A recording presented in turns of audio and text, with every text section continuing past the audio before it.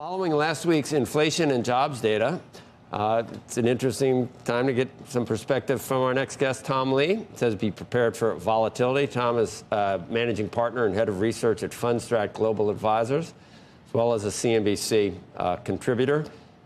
Would you say, towards the last time you were on, you talked about the Trump trade being pretty strong. A lot of things turned back, reversed. DJT reversed. Bitcoin didn't move into the mid-70s, got in the low 70s. I don't know whether the banks and other Trump trades changed, and all the betting markets certainly moderated late last week, came back a little bit. Do you have a change in your opinion on the election now? Well, it does seem like over the last 4 or 5 days, the election really narrowed when you look at betting markets or the polls. And I know a lot of people don't necessarily trust polls, but I think the quality and the adjustments to the polls have made them more accurate. So I think it is really a toss-up, and it's going to be a very close election. And something our clients are preparing for, because we did a survey last week, 76% don't think we'll have a winner declared election night. And 43% roughly expect it 1 week after. So I think markets are kind of bracing for this period of uncertainty. I think that's why many of the trades have reversed. We've also heard about some of the trading houses that are not going to be putting any software updates in this week, even some people who want to be here rather than overseas to make sure they're closer on the ground to see what happens, too.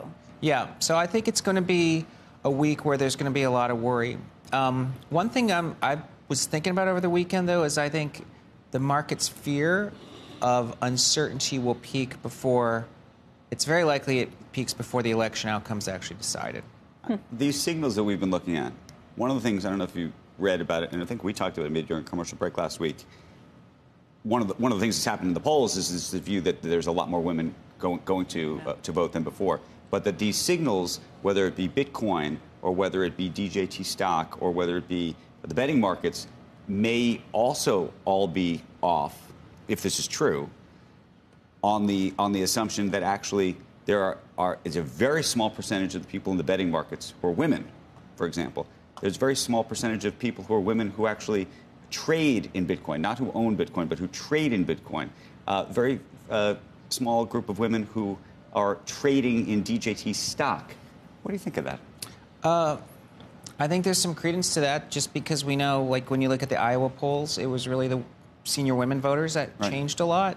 And you're right, these markets can be narrow, and they're very responsive to changes in liquidity. And I think it's a very tight race. I mean, it's going to be very close. I think anyone who thinks that they know who's going to win is really playing with fate, because I think it's a very tight race. Yeah. It's interesting from when polls close, too, because we've got, I mean, there's a couple here. Pennsylvania, North Carolina, and Georgia are all East Coast. So, you know, if you have some definitive answers. They also, you know, supposedly Virginia and New Hampshire are closer than people in the Harris camp would like, so there could be surprises early on. Just wonder how long it takes when you have so many more people who have voted early or mail-in votes too. Those take longer to tally. So I mean, you might just by default be like last time. Yeah. I actually voted last week, and I actually had to wait. Yeah. There were a lot of people. I mean, turnout is really what's going to swing this election. And there's a number of states, obviously, that, by the way, get the early votes and then don't begin to tally them afterwards. And for all sorts of reasons that I would raise some real questions about why they're not tallying them early. Kind of a bummer when we see it. Sometimes it's written into state legislation. No, I understand that, but there's a view among those who are cynical about that they're not counting them until after, so that.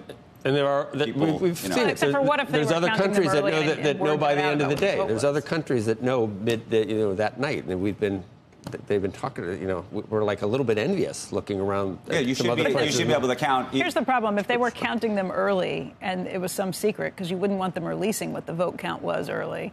What if it got out? I mean, that's the problem with starting the count early.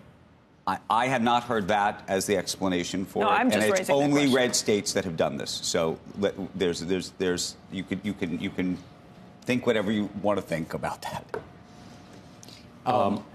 So what do you think the market- other than this, other than the election, because the elections, that's sort of what you hear about Wall Street. Elections don't really matter anyway. So if it is gridlock, which we don't know, but more likely, I think the odds are on that too.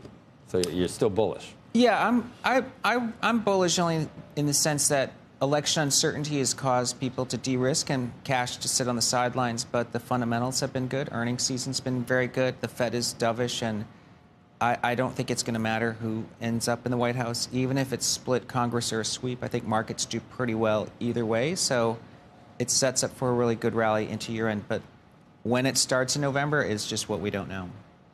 No. So when you look at we were talking about what Buffett's thinking with Apple or what he's thinking with bank. I mean, that you take Apple and a leading financial, and that covers a pretty big range of the markets. And Andrew thinks he's building an arc. Could you really? That wouldn't work. There's too many species to bring on there with him. I don't. I'm just saying he's building a cash arc. Cash arc. An arc out of cash or something. Or is that what he's doing? He may be doing something else. I don't know. Yeah. I mean, I know part of it is he's anticipating capital gains taxes could change, so he's taking those gains now. And he's not necessarily having a big cost of money because he's earning 5%. But next year, the cost of money is going to drop, so he'll have some pressure to deploy it.